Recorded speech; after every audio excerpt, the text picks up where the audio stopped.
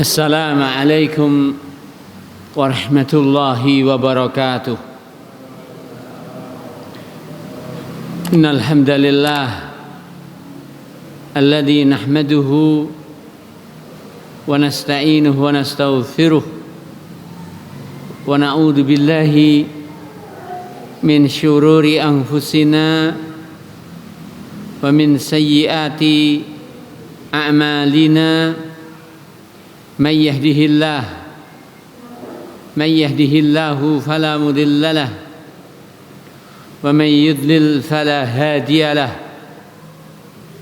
أشهد أن لا إله إلا الله وحده لا شريك له وأشهد أن محمدا عبده ورسوله. يا أيها الذين آمنوا اتقوا الله حق تقاته ولا تموتن إلا وأنتم مسلمون. أما بعد فإن أصدق الحديث كتاب الله وأحسن الهدي هدي محمد صلى الله عليه وعلى آله وسلم وشر الأمور محدثاتها فإن كل بدعة ضلالة. Meneruskan pembahasan kitab Taisir Al-Karimir Rahman atau yang dikenal dengan Tafsir As-Sa'di. Yang telah berlalu sudah dibahas tentang tipikal orang-orang munafik, di mana mereka saat hukum itu berada di pihaknya, bersegeralah mereka untuk menyambut hukum tersebut. Namun bukan karena ketundukan mereka kepada hukum, tidak, akan tapi karena keuntungan yang mereka harapkan di baliknya. Adapun ketika diajak untuk berhukum kepada Allah Subhanahu wa ta'ala dan Rasulnya, maka adalah mereka enggan, tidak mau menerimanya, lebih suka berhukum dengan selain hukum Allah Subhanahu wa ta'ala dan Rasulnya. Hingga Allah ta'ala menegur mereka dan mencelanya dengan firman-Nya, afi qulubihim marad, apakah di hati mereka itu ada penyakit? Naam, am ataukah wa idza du'u ila Allahi wa rasulihi liyahkuma bainahum idza fariqum minhum mu'ridun wa iyyakul lahumul haqqu ya'tu ilaihi mudh'inin afi qulubihim marad. Apakah di hati mereka itu ada penyakit kemunafikan, penyakit keraguan, ya? Am yakhafuna ayyahifallahu alaihim wa rasuluh, atau mereka sangsi bahwa Allah Ta'ala akan berbuat zalim, ya, dan tidak menghukumi sesuai dengan yang semestinya, dan hukum Allah Ta'ala tidak mampu untuk memberikan jalan keluar yang seadil-adilnya. Lalu Allah Ta'ala firmankan, bal ulaika humuz zalimun. Kalau mereka sangsi dan menuduh Allah Ta'ala dan Rasulnya berbuat zalim, maka ketahuilah sesungguhnya mereka lah orang yang berbuat zalim. Bal ulaik humuz zalimun, tapi mereka lah orang-orang yang zalim. Lalu Allah Ta'ala sebutkan, setelah menyebutkan tentang tipikal orang-orang munafik, mereka yang diselamatkan oleh Allah Ta'ala dari kemunafikan itu, mereka lah orang-orang yang beriman sebenar-benarnya iman. Kita kaji di malam yang diberkahi ini insyaallah. Innama kana qaulal mu'minin, innama hanyalah, karena ada qaulal mu'minin, ucapannya orang yang beriman. Idza apabila du'u, mereka diperintah, diajak, diseru, ilallahi, kepada Allah, wa rasulih, dan kepada rasulnya, liyahkuma bainahum, untuk berhukum di antara mereka. Ya, ayyaqulu, mereka mengucapkan sami'na wa ata'na. Sami'na, kami mendengar, wa ata'na, dan kami taat. Sami'na, kami mendengar, wa ata'na, dan kami taat.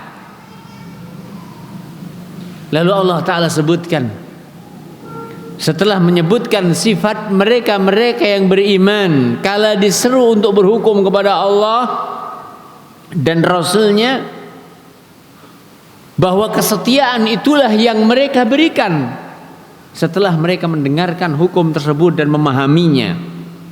Wa ulaika humul muflihun. Wa ulaik, lan utawi mereka-mereka, hum ya ulaik,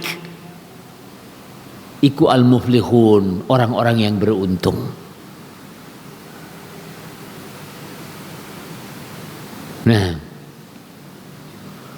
lalu Allah Ta'ala sebutkan setelahnya, wa man yuti'illaha, wa man, dan siapa saja, yuti'illaha, yang taat kepada Allah, wa rasulahu, dan taat kepada Rasulnya, wa yattaqihi, dan ia bertakwa kepada Allah,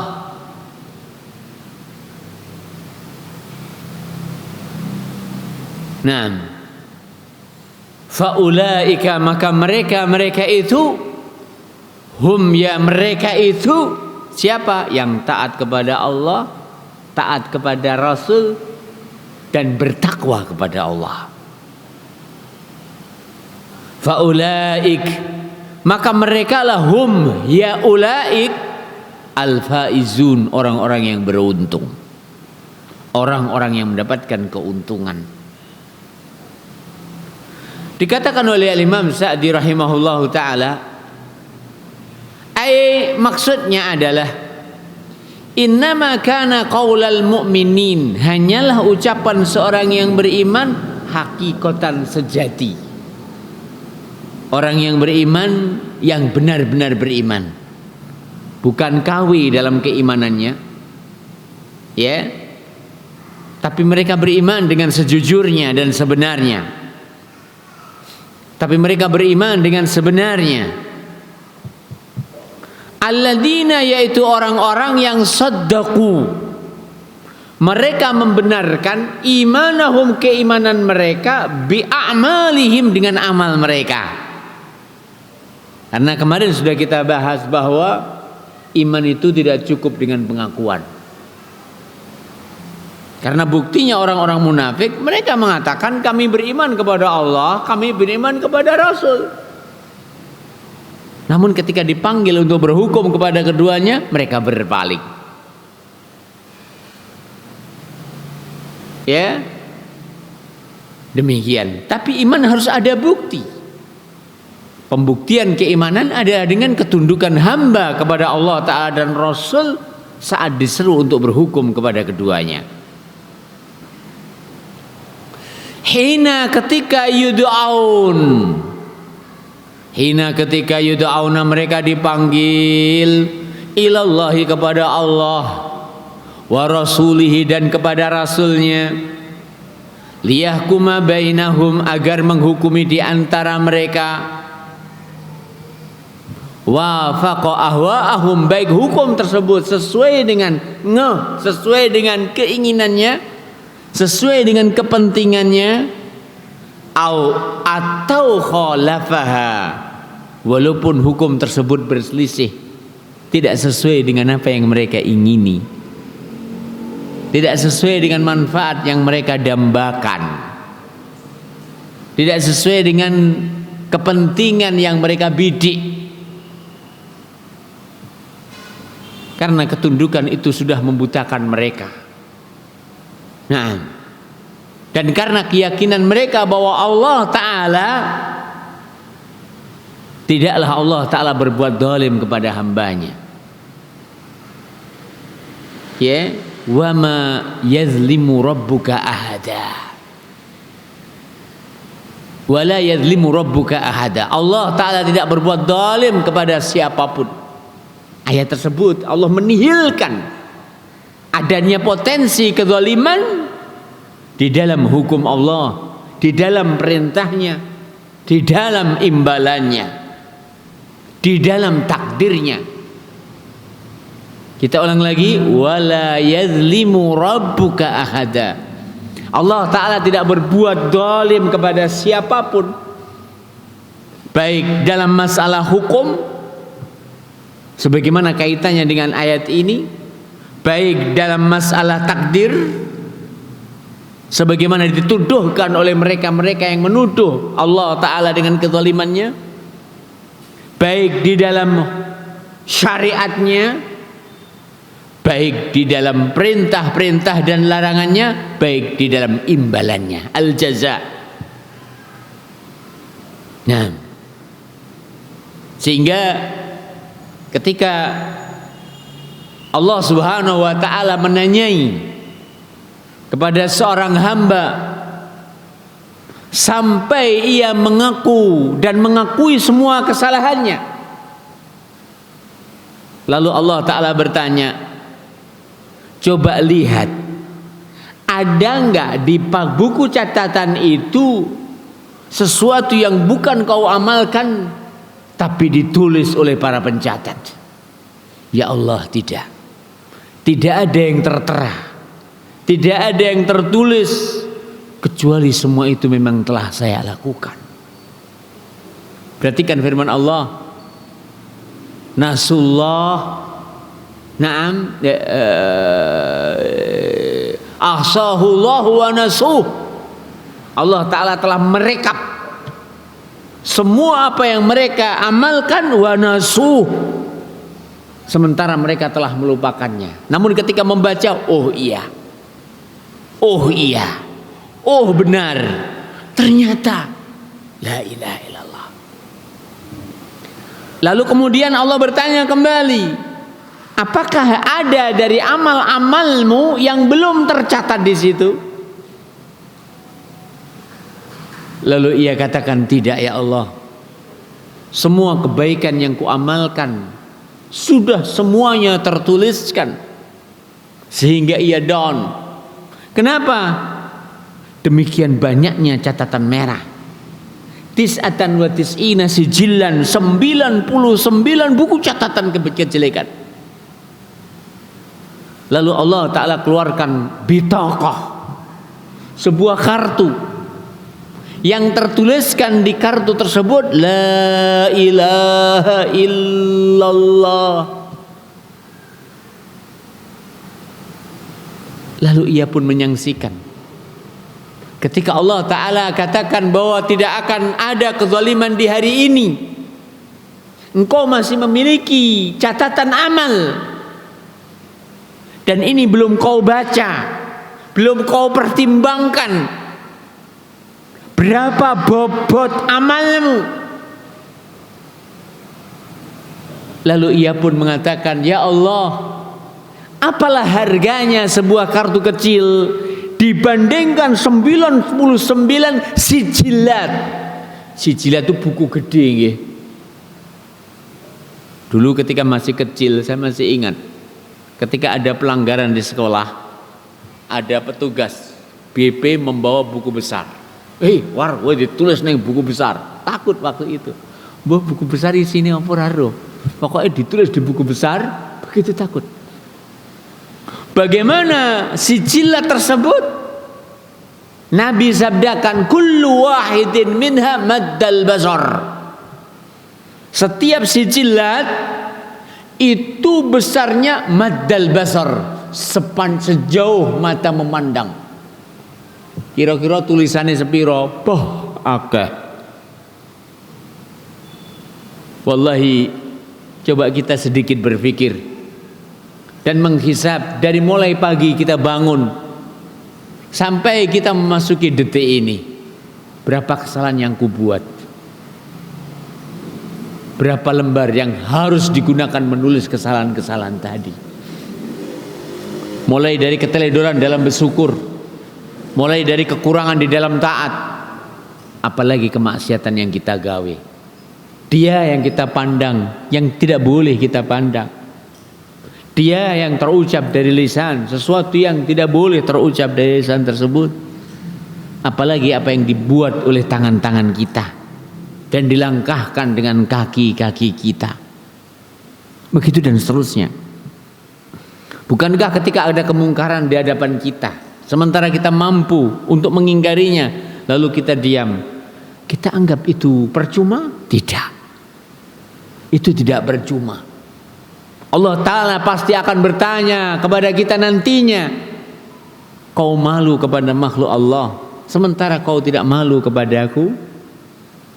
Bagaimana nanti Allah Ta'ala akan bertanya kepada kita saat bertanya, kenapa kau diam terhadap kemungkaran, sementara engkau memiliki potensi untuk mengingkarinya, namun kau tidak mengingkarinya.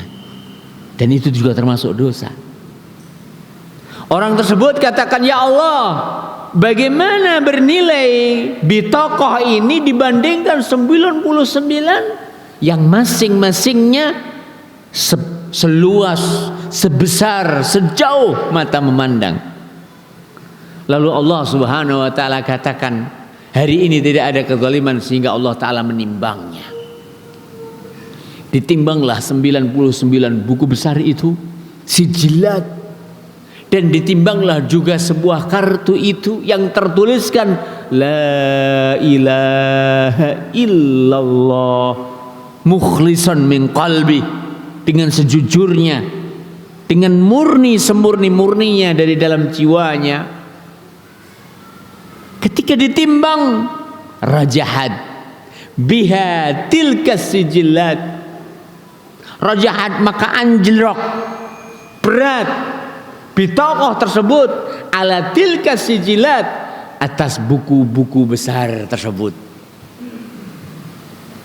Demikianlah keutamaan tauhid, dan demikianlah Allah Ta'ala tidak akan berbuat zalim kepada hamba, walau apa yang mereka lakukan hanya sekedar ucapan yang terbangun di atas ilmu, yang terhiasi dengan keimanan yang sempurna tentang kemahaesaan Allah dalam rububiyahnya, dalam uluhiyahnya, sehingga ia tidak beribadah kecuali hanya kepada Allah Subhanahu wa ta'ala. Kita teruskan. Alladzina saddaqu imanahum bi'a'malihim hina yud'auna ila Allahi wa rasulih, kala mereka disuruh kepada Allah Ta'ala dan Rasulnya. Nah, ya, liyahkuma bainahum, untuk berhukum di antara mereka, sawaun, ya, wafaqa ahwa'ahum, baik hukum tersebut mencocoki sesuai dengan sesuai dengan hawa nafsu mereka, au khalafaha, atau menyelisihinya. Ayyaqulu, ucapan mereka adalah sami'na wa ata'na. An yaqulu, an wal fi'lu wal fa'il, jare para ulama ahli nahwu, muawwalun ilal masdar. Masdar muawwal. Innama qaulal mu'minina idza du'u ila Allahi wa rasulihi qauluhum sami'na wa ata'na. Kenapa? An wal fi'lu wal fa'ilu muawwalun ilal masdar. Jadi ucapan mereka tidak lain kecuali kami dengar, kami taat. Ya, demikian. Ora enek kok kosek tak tutuk nih lek ku blakrak mumpung lek ku jek nom. Ndak enek ngono kuwi. Kosek mumpung tanda tanganku jek payu tak tutuk nih lek aku menggelapkan apa yang rodok remeng-remeng. Rodok remeng-remeng lek gak digelapne pisan ya apa? Tidak. Demikian.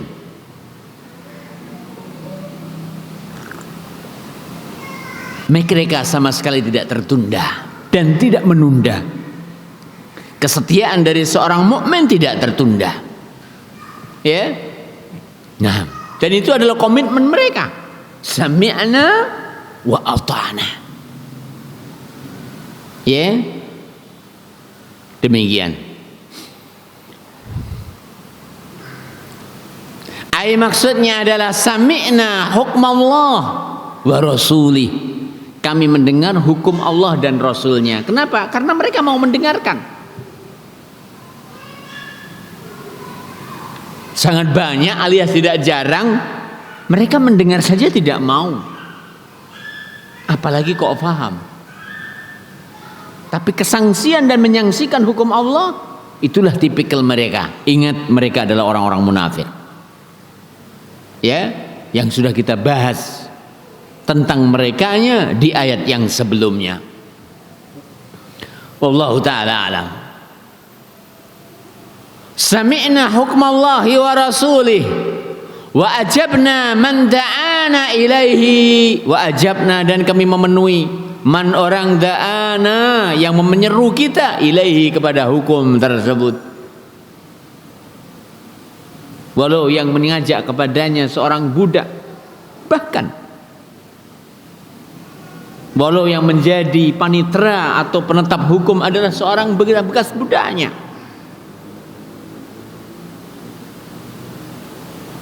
Karena ketika mereka sudah merdeka dan memiliki kapasitas ilmu, maka mereka berhak. Sebagaimana suatu ketika Umar bin Khattab radhiyallahu taala beliau berhaji. Saat berhaji bertemulah ia dengan wali beliau atau gubernur beliau yang beliau tugaskan di Mekah. Bertemunya di daerah namanya Aswan. Ketika bertemu dengan Umar bin Khattab di Aswan, Umar bertanya, "Loh, sampean gubernur kok dadak melu haji?" Ingat, walaupun berada di Mekah, tapi untuk melaksanakan perintah kemaslahatan umat, mereka tidak boleh kecuali harus meninggalkan siapa yang menjadi penggantinya. Siapa yang kau tinggalkan untuk ahlul wadi, penduduk Mekah? Lalu walinya tersebut, gubernurnya tersebut katakan, Ibnu Abza. Saya tugasi selama kepergian hajiku Ibnu Abza, agar di kantornya selalu ada yang standby, tidak seperti para ASN zaman now, masuk ceklok, kemudian keluyuran ke pasar, sore saatnya harus tanda tangan, ceklok lagi. Masa begitu? Loh, terlihat kok di pasar. Masa ada pasar kantornya di pasar, keluyuran.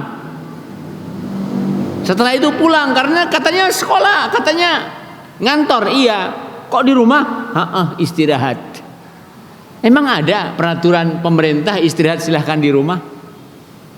Lalu kembali sore jam 2, setengah 3. Untuk apa? Urusan ceklok, kemudian kembali lagi. Allah, tidak seperti itu. Nah, sehingga Umar bin Khattab bertanya kepada walinya, kamu tinggalkan Mekah, kamu tinggalkan siapa yang bertugas di sana? Kenapa? Karena kantor tidak boleh komplang. Katanya kantor, kok pada kemana? Begitu dan seterusnya. Maka beliau katakan, aku tinggalkan Ibnu Abza. Tidak cukup dengan itu. Tidak cukup dengan pertanyaan, dan jawaban itu tidak menenangkan Umar. Karena Umar tidak kenal siapa Ibnu Abza. Karena maaf, untuk mereka yang berkeponten dalam masalah tidak boleh asmot. Apa itu asmot? Asal comot. Pokoknya gue rodok pantes ya kuno lungguan yang kuno. Tidak. Tapi harus mereka yang berkompeten di bidangnya. Lalu Umar bertanya, "Man Ibnu Abza?" Siapa Ibnu Abza? Inilah seorang pemimpin yang sejati. Umar bin Khattab tak membiarkan ASN-nya kecuali dicek benar-benar ia melaksanakan tugas. Seandainya ia izin, benar-benar yang mewakilinya adalah mereka yang berkompeten di bidangnya. Lalu ia katakan, maula min mawalina. Ibnu Abza adalah bekas budak dari bekas-bekas budak kami. Lebih mengherankan, Mekah banyak sekali tokoh bekas budak didadekne gubernur, gak enek wong merdeka ta? Jawaban tersebut semakin mengherankan Umar bin Khattab. sehingga memancing Umar bin Khattab dan memantiknya untuk bertanya pertanyaan selanjutnya. Engkau tugaskan di Mekah, negeri kaum Quraisy, seorang bekas budak. Lalu gubernur mengatakan, innahu alimun bi kitabillah, alimun bil faraid. Ini dua hal yang karenanya ia walaupun bekas budak ditunjuk sebagai gubernur atas Mekah, PLT ya. PLT apa? Petugas sementara ya. Apa namanya? Ya wis ngono lah. Aku marai urung tahu dadi PLT, dadi orang ngerti apa artinya PLT. Ya. Nah, PLT bagi gubernur tersebut karena ia memiliki dua hal yang dengannya berkompeten di bidangnya. Apa itu? Kefahaman dia terhadap Al-Quran dan Sunnah, dan kemahiran dia dalam masalah ilmu faraid. Kenapa dua hal ini penting sekali bagi seorang pemimpin? Karena manusia, dan tahukah Anda manusia, tidaklah manusia ketika bersama manusia kecuali akan memantik adanya masalah di antara mereka. Sehingga diperlukan pemimpin mereka adalah mereka yang mampu menghukumi mereka dengan Al-Quran dan Sunnah. Ini yang pertama. Seorang pemimpin harus alim terhadap kitabullah, yang di dalamnya ada al-hukum ala ma waqa'a fin nasi minan nisa.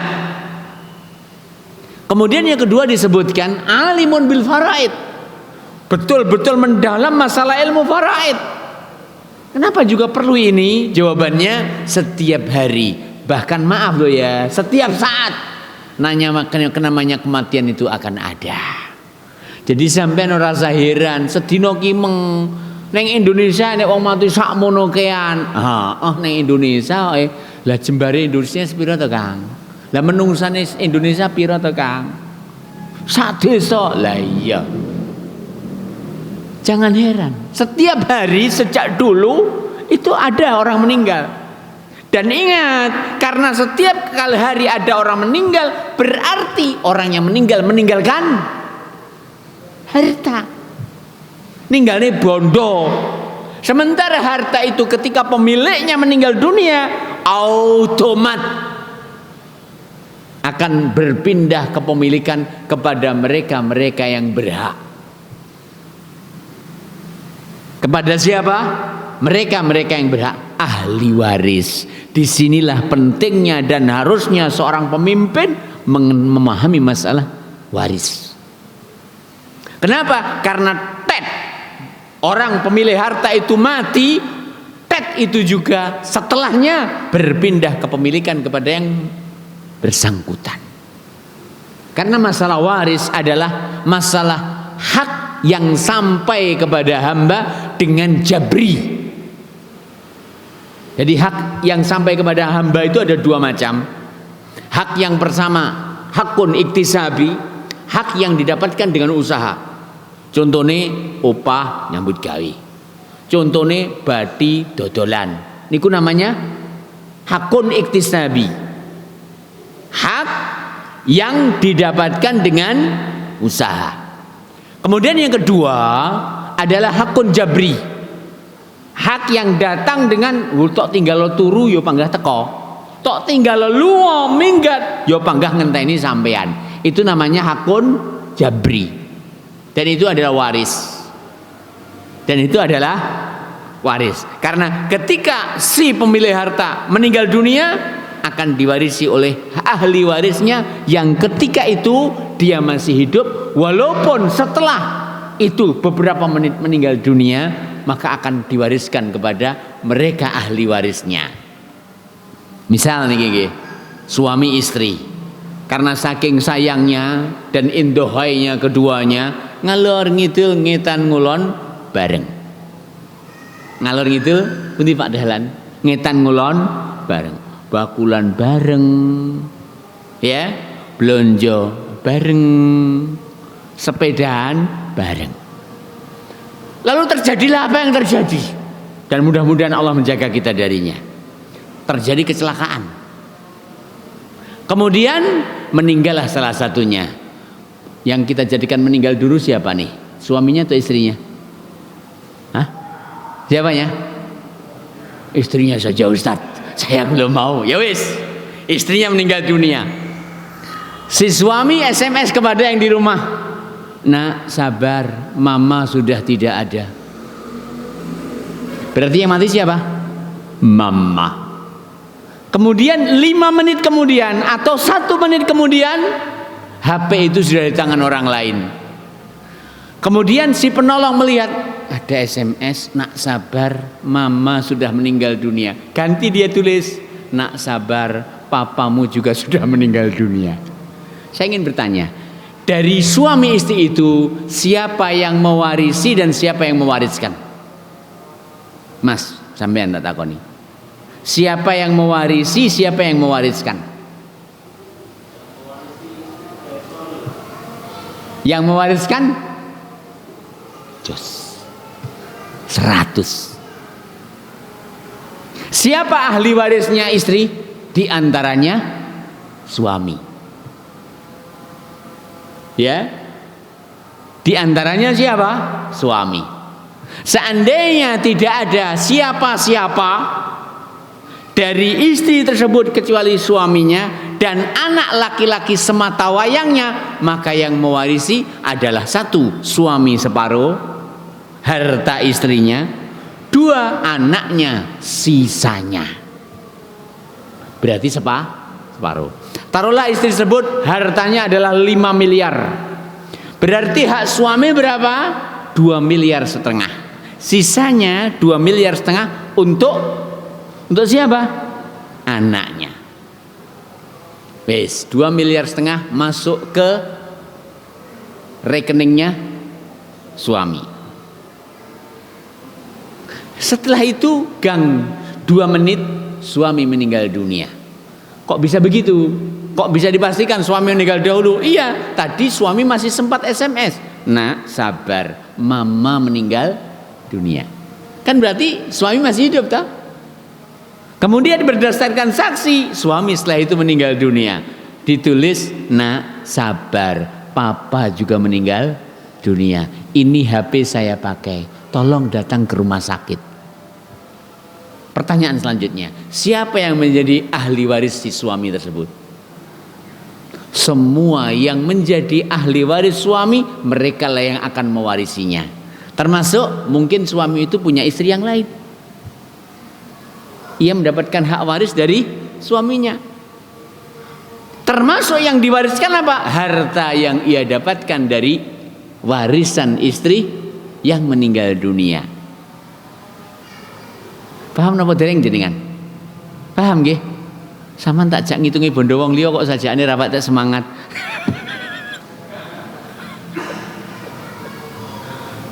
Lek bondone sampean kok enek sing ngitung dhewe. Nggih, bondone awake dhewe Pak nggih. Engko enek sing ngitung dhewe. Sebab napa? Bondone awake dhewe bakal dihitung lek awake dhewe wis budal. Sampeyan arep ngitung dhewe. Ora iso. Ya. Demikian. Semua yang menjadi ahli waris laki-laki atau suami tersebut itulah yang mendapatkan hak. Walaupun bukan ahli waris istrinya. Karena masing-masing orang memiliki ahli waris.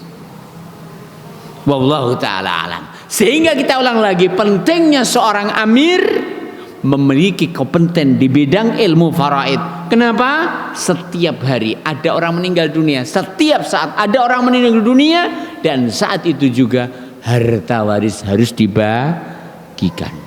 Ayo, sing duwe bapak bondone urung didum, sing duwe bojo bondone urung didum. Bojoku cik urip apa Pak? Lek cik urip ya jodok dum. Ya, sing duwe anak bondone urung didum. Sing duwe tangga, lah tangga dudu apa-apamu. Karena tangga itu bukan sebab untuk mendapatkan waris. Lah kalau begitu penting kita tahu apa saja sebab mendapatkan waris. Ya wis, kita kasih tahu. Sebab mendapatkan waris itu 3. Berapa? 3. Para ulama katakan nasabun wa nikahun wa nikmatun. Berapa? 3. Nasabun, nasab, ada garis keturunan, bapak, anak, saudara, kerabat. Kemudian yang kedua, nikahun, suami dan istri, istri dan suami, masing-masing dari keduanya, ya, yang masih hidup mewarisi dari yang sudah meninggal. Yang sudah meninggal mewariskan hartanya kepada yang masih hidup. Ya. Dan di sini perlu adanya pemisahan harta suami istri. Adapun istri walaupun sugih kaya ngopo ndak wajib blonjo bojone. Napa Mas? Wong wedok walaupun sugih kaya ngopo, walaupun sing lanang cape mek gur tukang beca, ndak wajib istri blonjo suaminya. Paham nggih? Tapi istri berhak mengeluarkan zakatnya untuk suami ketika suami termasuk orang yang berhak menerima zakat. Gitu ya. Kemudian yang ketiga adalah wa ni'matun, jasa. Jasa yang diberikan oleh seorang yang memerdekakan budak dengan pemerdekaan. Maka jasa tersebut berefek dia berhak mendapatkan waris dari budaknya nanti apabila meninggal dunia, dan si budak tidak memiliki ahli waris.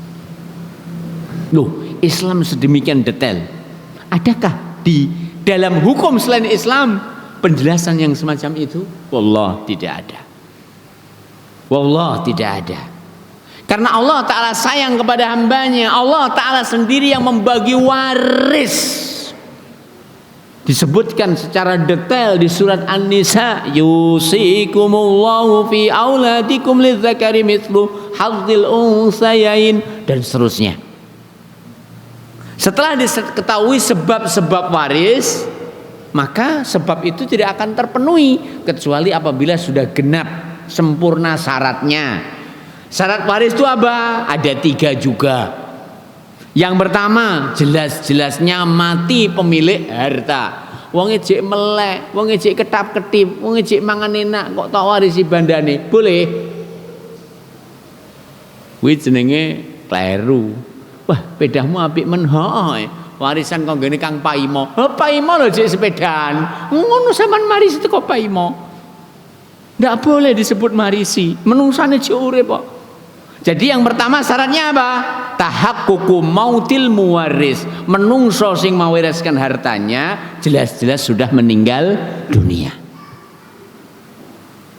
Kemudian yang kedua, tahaqququ hayati alwaris. Yang mewarisi harta tersebut benar-benar masih hidup, walaupun setelah itu meninggal dunia. Jadi sing mati dhisik, sing marisni bandane, sing jek urip, sing marisi teko liyane, mewariskan dan mewarisi. Kemudian yang ketiga, syarat waris tahaqquq syababil irs, benar-benar adanya sebab waris mewarisi yang 3 tersebut. Dan walaupun sudah ada sebab waris, walaupun sudah genep syarat-syaratnya, tidak berhak mendapatkan waris kecuali si ahli waris benar-benar steril dari hal-hal yang menghalangi untuk mendapatkan warisan. Dan hal-hal yang menghalangi untuk mendapatkan warisan juga 3. Berapa? 3. Dengarkan dengan baik. Yang pertama, qatlun. Yang kedua, qatlun. Yang kedua, warikun. Yang ketiga, wakhtilafu dinin. Qatlun, pembunuhan. Artinya pembunuh tidak berhak mendapatkan waris dari yang dia bunuh. Para ulama mengatakan masuk di dalamnya pembunuhan sengaja atau pembunuhan tidak sengaja. Karena Nabi SAW menyebutkan umum, pembunuh tidak berhak mendapatkan waris dari yang dia bunuh, baik pembunuhan sengaja atau tidak sengaja. Bapak iki randang mati, tumpangi bantal tinggal turun yang dhuwure, ya mati bapakmu. Oleh warisan sampean? Ora. Karena pembunuh tidak akan mewarisi dari yang dia bunuh. Yang kedua, mulane aja ngono kuwi sampean. Yang kedua, warikun, dan perbudakan. Budak tidak mewarisi dari orang merdeka, walaupun budak tersebut anak orang merdeka. Kenapa? Budak itu tidak punya harta. Apabila budak mendapatkan waris, maka waris tersebut akan dimiliki oleh majikannya, yang majikan tersebut notabene duduk so duduk po, bukan siapa-siapanya pemilik harta. Ya, budak tidak mewarisi dari orang merdeka. Kenapa? Budak tidak punya harta. Hartanya milik majikannya. Kalau budak dikasih warisan, mengakibatkan harta tersebut kembali kepada orang yang tidak berhak mendapatkannya. Yang ketiga adalah wakhtilafu dinin, perbedaan agama. Orang kafir tidak mewarisi dari orang mukmin. Demikian juga sebaliknya. Kita teruskan. Ya, demikian.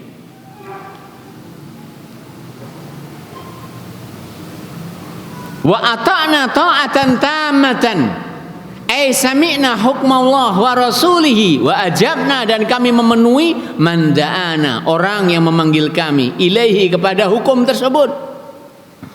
Wa ata'na, dan kami ta'at, ta'atan, ketaatan tamatan yang sempurna. Ora kok rodok taat, ora taat tenanan. Ya. Nah, maksalimatan minal haraj, ketaatan yang steril dari rasa gerundel.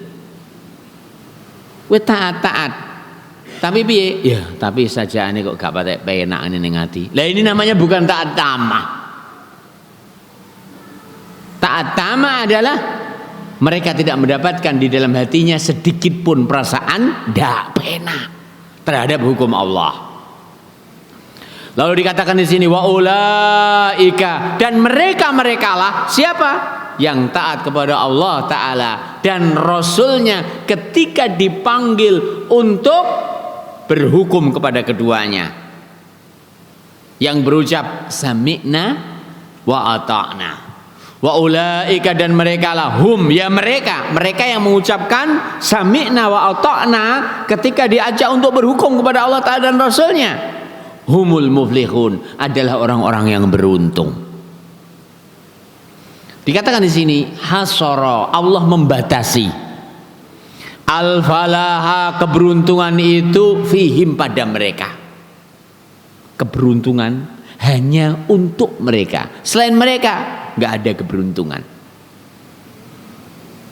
Ya, li'anal falaha, karena keberuntungan adalah al-fauzu bil matlub, mendapatkan apa yang dicari, wan najatu, dan selamat, minal makruh, dari apa yang dibenci dan dikhawatiri, wala yuflihu, dan tidak akan beruntung illa, kecuali man hakama Allah, orang yang berhakim Allah, kepada Allah, wa rasulahu, dan kepada rasulnya, wa ata'a Allah, dan taat kepada Allah, wa rasulahu, dan taat kepada rasulnya. Ingat, tidak ada keberuntungan kecuali orang yang menjadikan Allah Ta'ala dan Rasulnya sebagai hakim dan taat kepada Allah Ta'ala dan Rasulnya di dalam berhukum.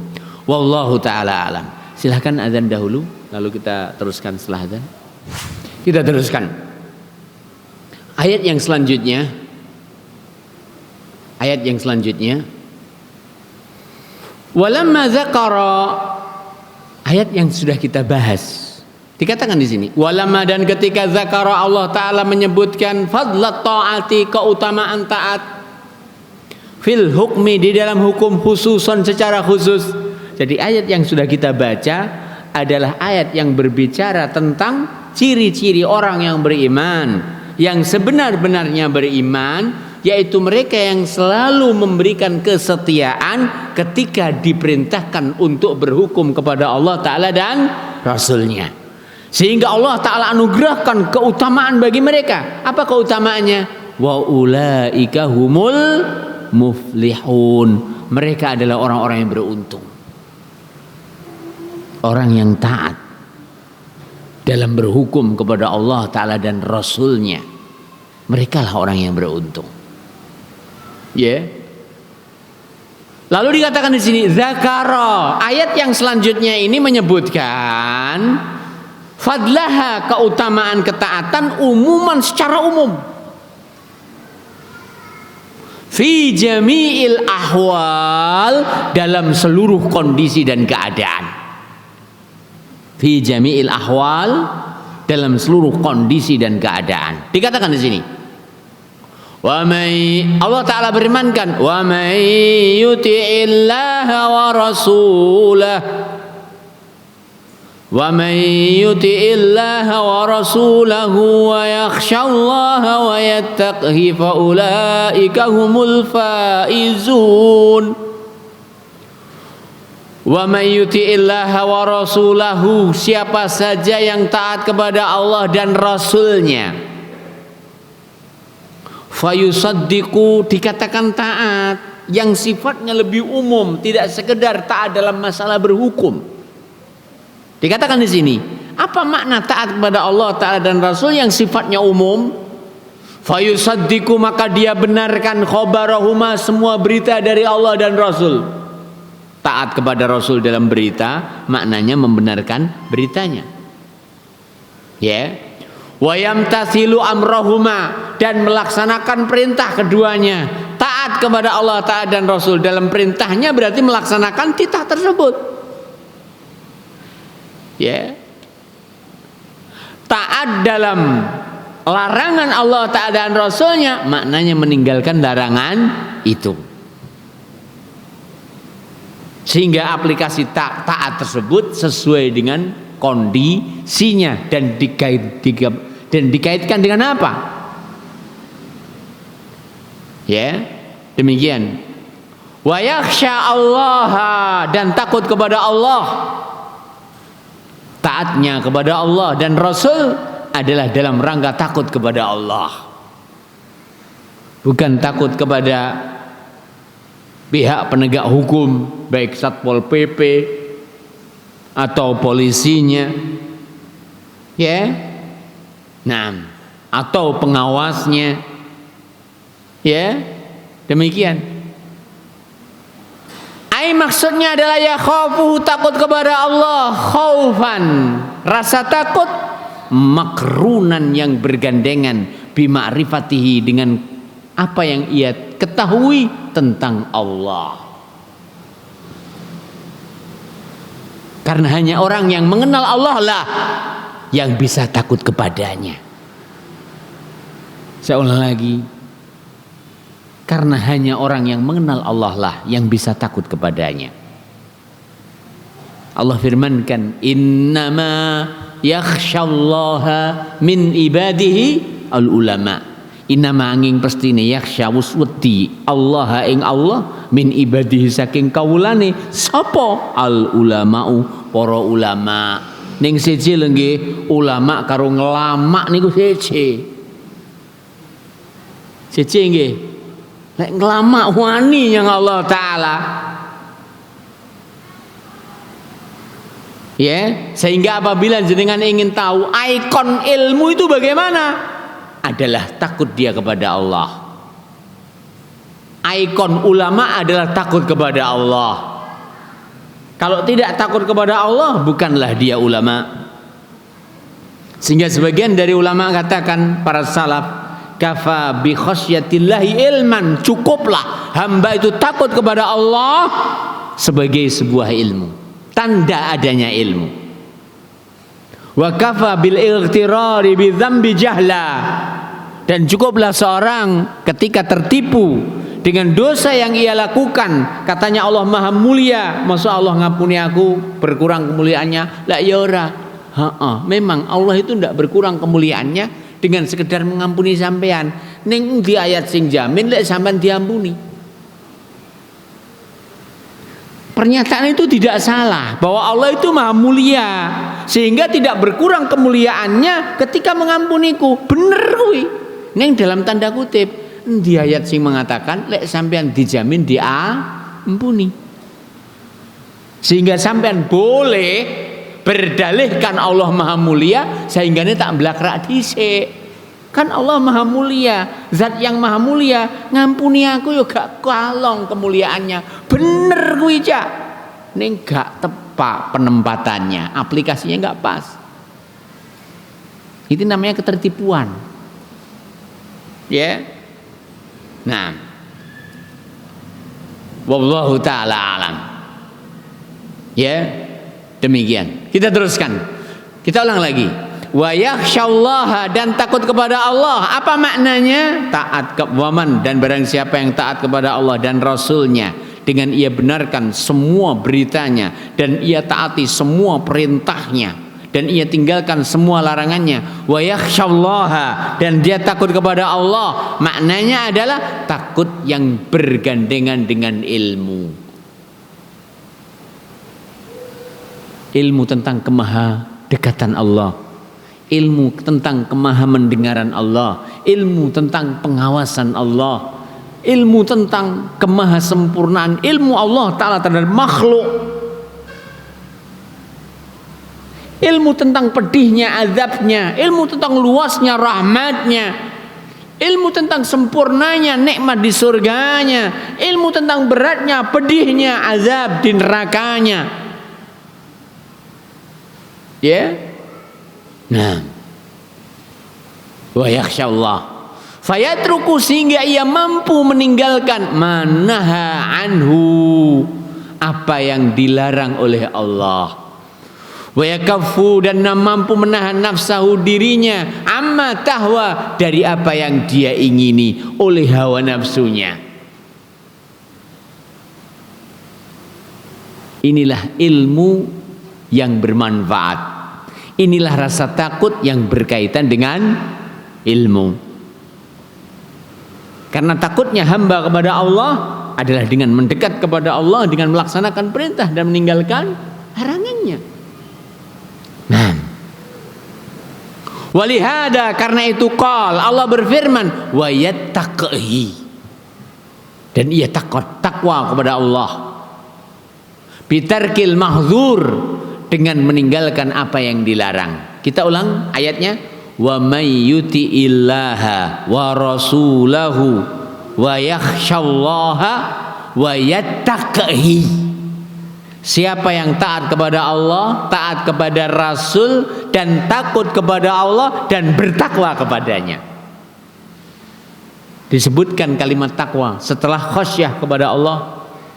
Disebutkan kalimat takwa setelah taat kepada Allah Ta'ala dan Rasulnya. Ya. Nah, bitarkil mahdzur, dengan ia meninggalkan apa yang dilarang. Jadi takwa yang dimaksud adalah meninggalkan apa yang dilarang. Kenapa demikian? Li'anna taqwa, karena kalimat takwa indal itlaq, ketika disebutkan secara mutlak tanpa ditentukan, yadkhulu fiha, masuk di dalam kalimat takwa, fi'lul ma'mur, mengerjakan yang diperintah, wa tarkil manhi anhu, dan meninggalkan apa yang dilarang. Jadi takwa apabila disebutkan secara lepas tanpa ditentukan, maka masuk di dalamnya melaksanakan semua yang diperintah dan meninggalkan semua yang dilarang. Melaksanakan semua yang diperintah, meninggalkan semua yang dilarang. Namun perhatikan di sini, wa inda iktiraniha bil birri awi ta'ah, namun ketika takwa itu digandengkan dengan albir dan ketaatan,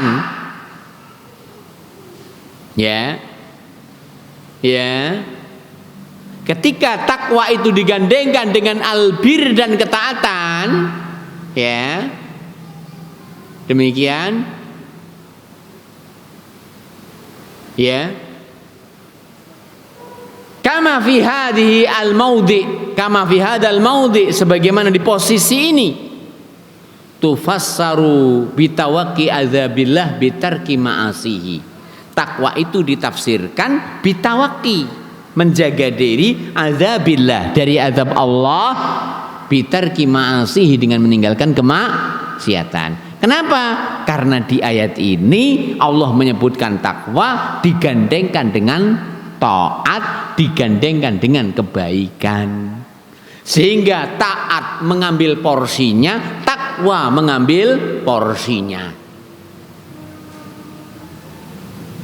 Dua kalimat takwa dan taat ini adalah dua kalimat yang apabila digabung masing-masing mengambil makna. Apabila disebut sendiri masing-masing mewakili yang lain.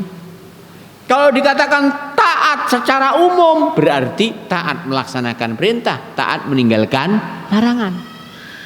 Kalau disebutkan takwa secara umum, bertakwa dengan melaksanakan perintah, meninggalkan larangan. Kalau digandeng taat dan takwa seperti ayat ini, maka taat yang dimaksudkan melaksanakan perintah, takwa yang dimaksudkan meninggalkan larangan. Begitu ya? Bisa dipahami? Nah, seperti itu juga kalimat fakir dan miskin. Kalau disebutkan fakir saja masuk di dalamnya miskin. Kalau disebutkan miskin saja masuk di dalamnya fakir. Karena fakir itu miskin plus. Ya, yang plus itu bukan SD saja. Miskin pun juga ada miskin plus, namanya fakir. Tapi kalau disebutkan fakir dan miskin, masing-masing mengambil makna. Demikian juga Islam dan iman. Ketika disebutkan Islam, masuk di dalamnya iman. Ketika disebutkan iman, maka tidak sah iman kecuali dengan Islam. Namun ketika dikatakan Islam dan iman, Islam adalah untuk amalan zahir, rukun Islam yang 5 dan semua syariat Islam. Adapun iman, ada rukun iman yang 6, amalan hati, begitu dan seterusnya. Wallahu ta'ala a'lam. Kita teruskan. Ya, wa yattaqi dan bertakwa kepada Allah. Apa makna yang bertakwa di ayat ini? Karena digandengkan dengan taat, maka yang dimaksudkan takwa adalah meninggalkan ya apa yang dilarang oleh Allah karena takut akan azabnya. Lalu Allah berfirman, faulaik, maka mereka itu alladzina jama'u baina ta'atillah, yang memerger antara taat kepada Allah wa ta'ata rasulih dan taat kepada rasulnya, wa khasyatallah dan takut kepada Allah, wa taqwa dan takwa kepadanya. Siapa yang dimaksudkan ulaik? Mereka yang menggabungkan antara taat Allah, taat Rasul, menggabungkan antara takut kepada Allah dan bertakwa kepadanya, yang memiliki 4 sifat tersebut. Taat kepada Allah, taat kepada Rasul, takwa kepada Allah, takut kepada azabnya. Dikatakan di sini, faulaika, maka mereka itu hum, ya mereka, iku alfaizun, orang-orang yang beruntung, binajatihim, dengan selamatnya mereka, minal azabi, dari azab. Kenapa mereka selamat dari azab? Litarkihim asbabah, karena mereka meninggalkan sebab-sebab azab. Dan itu terkandung dalam takwa. Kenapa mereka beruntung selamat dari azab? Karena mereka meninggalkan sebab-sebab azab. Tadi sudah kita sampaikan, wala yazlimu rabbuka ahada. Allah nggak bakal mendolimi siapapun, sehingga tidaklah akan terazab mereka yang diazab oleh Allah, seandainya Allah mengazabnya, kecuali mereka telah melakukan sebabnya. Karena Allah Ta'ala tidak akan mendolimi siapapun. Ya, demikian. Ya. Nah, faulaika humul mu'minun wa wusulihim ila thawab, dan mereka menggapai kepada pahala li fi'lihim asbabahu, karena mereka melakukan sebab-sebabnya. Apa sebab-sebab mendapatkan pahala? Taat kepada Allah Ta'ala dan Rasulnya, yang itu adalah albir tadi. Ya, demikian. Nah, fal fauzu mahsurun fihim, keberuntungan itu terkhususkan pada mereka. Wa amma, adapun man lam yattasif biwasfihim, wa amma, adapun man, orang yang lam yattasif, tidak bersifat, biwasfihim, dengan sifat mereka, fa innahu yufutuhu minal fauzi, maka akan luput darinya keberuntungan itu, ya, akan luput darinya keberuntungan itu bihasbi ma qasura anhu min hadhil awsaf al-hamidah, bihasabi sesuai dengan kategori ma qasura anhu apa yang berkurang darinya min hadhil awsaf al-hamidah, dari sifat-sifat yang terpuji ini.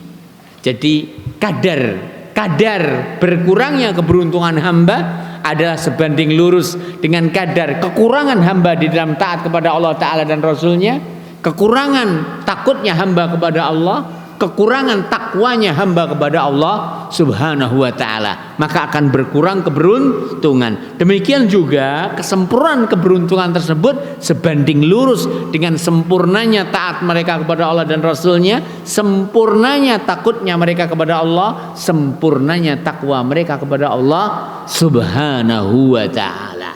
Dan supaya diketahui bahwa sebagaimana kebaikan itu bertingkat-tingkat, demikian juga kejelekan itu bertingkat-tingkat.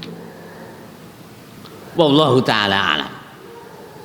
Washtamalat hadhil ayah, sebagai penutup dikatakan di sini, washtamalat hadhil ayatu, dan ayat ini mencakup alal haqqil mushtaraki, hak yang berserikat di dalamnya, bainallahi wa rasulihi, antara Allah dan antara Rasulnya. Wa huwa ta'atu, dan dia adalah ketaatan al mustalzimatu lil iman, yang mengharuskan adanya keimanan. Jadi ingat, ketaatan itu adalah hak mustarak, berserikat di dalamnya antara Allah Ta'ala dan Rasulnya. Kenapa demikian? Karena kita tidak mungkin mengekspresikan taat kita kepada Allah kecuali dengan taat kita kepada Rasul. Sehingga Allah Ta'ala katakan dalam firman-Nya, may yuti'illaha may yuti'ir rasula faqad atau Allah. May yuti'ir rasul, siapa saja yang taat kepada Rasul, faqad atau Allah, sungguh ia telah taat kepada Allah. Nah, ya. Demikian juga keimanan. Keimanan adalah hak mustarak antara Allah Ta'ala dan Rasulnya, di mana keimanan hamba kepada Allah tidak akan mungkin terekspresikan kecuali dengan imannya dia kepada Rasul. Dan adalah ketaatan itu buah dari keimanan. Wallahu ta'ala a'lam. Ya, demikian. Kemudian ditambahkan dari apa yang tidak disebutkan di sini, demikian juga cinta. Cinta adalah hak yang berserikat di dalamnya Allah Ta'ala dan Rasul. Sehingga disebutkan dalam hadis tentang kesempurnaan iman, Nabi sabdakan, salasun man kunna fihi wajada halawatil iman. Di antaranya adalah ayyakunallahu wa rasuluhu ahabbu ilaihi mimma siwahuma. Apabila ahabba ilaihi mimma siwahuma, apabila Allah Ta'ala dan Rasulnya adalah lebih ia cintai daripada siapapun dari selain keduanya. Sehingga iman cinta hamba kepada Allah akan terbukti dengan cinta hamba kepada Rasul. Sehingga saya ulang lagi, masalah taat, masalah cinta, dan masalah iman adalah tiga hal tersebut hak yang berserikat di dalamnya siapa? Allah Ta'ala dan Rasul. Di mana tidak akan cinta hamba kepada Allah kecuali dengan cinta kepada Rasul, di mana tidak akan iman hamba kepada Allah kecuali dengan iman kepada Rasul, di mana tidak akan taat hamba kepada Allah kecuali dengan menjadikan taatnya kepada Rasul sallallahu alaihi wa ala alihi wasallam. Lalu dikatakan di sini, wal haqqul mukhtassu billah, dan di dalam ayat ini disebutkan hak yang khusus bagi Allah. Ya. Wa huwa, dan dia adalah al khasyatu wat taqwa. Takut dan takwa itu hanya hak prerogatif milik Allah. Jadi penghambaan itu adalah hak milik Allah Subhanahu wa Ta'ala. Hamba menghambakan diri hanya kepada Allah, beribadah hanya kepada Allah, dan itulah takwa. Dan inilah hak prerogatif Allah Ta'ala. Lalu dikatakan di sini, wa baqiyal haqqus salis. Di sana ada hak ketiga, al-mukhtas bir rasul, yang khusus bagi rasul. Wa huwa, dan dia at-ta'ziru wat tauqir. At-ta'zir bela, wat tauqir dan memuliakan. Kama jama'a al-huquqa as-salasah fi suratil Fathi, sebagaimana Allah Ta'ala kumpulkan 3 hak tersebut dalam surat Al-Fatah, yaitu firman Allah Subhanahu wa Ta'ala, litu'minu billahi wa rasulihi, agar kalian beriman kepada Allah Ta'ala dan Rasul, yang membuahkan ketaatan tadi, ya, yang bersumber dari cinta tersebut, wa tu'azziru, dan agar kalian membela Rasul, wa tuwaqqiru, dan agar kalian mengagungkan Rasul. Ini hak Rasul, membela dan mengagungkannya. Kemudian wa tusabbihuhu bukratan wa asila, dan agar kalian mengagungkan Allah Subhanahu wa Ta'ala dan mensucikannya baik di waktu pagi dan petang. Inilah yang bisa kita sampaikan di malam yang diberkahi ini. Dengannya kita mengetahui bahwa Al-Quran genap sudah menyebutkan satu jalan yang lurus, dan siapa-siapa yang di atas jalan yang lurus, ahlu iman, ahlu taqwa. Nah, kemudian juga menyebutkan tentang jalan yang menyimpang, dan siapa-siapa yang di atas jalan penyimpangan tersebut, mulai dari al-kafarah, mulai dari al-munafiqin, mulai dari al-yahud wan nasara, dan yang lain-lainnya dari jajaran orang-orang yang menyimpang dari jalan Allah Subhanahu wa Ta'ala. Dan mudah-mudahan ketika ayat ini yang kita bahas malam ini, kita membahas tentang keutamaan takwa, keutamaan taat kepada Allah Ta'ala dan Rasul dalam masalah berhukum, dan juga keutamaan taat kepada Allah Subhanahu wa Ta'ala dan Rasulnya di dalam semua keadaan, ya, dalam semua keadaan, baik menghadapi perintah, baik menghadapi larangan, baik menghadapi berita. Dan mudah-mudahan itulah yang menjadi sifat kita, sehingga kita akan dimasukkan dalam firman-Nya, wa ulaika humul faizun, setelah sebelumnya wa ulaika humul muflihun. Subhanakallahumma rabbana hamdika asyhadu an la ilaha illa anta astaghfiruka wa atubu ilaik. Assalamualaikum warahmatullahi wabarakatuh.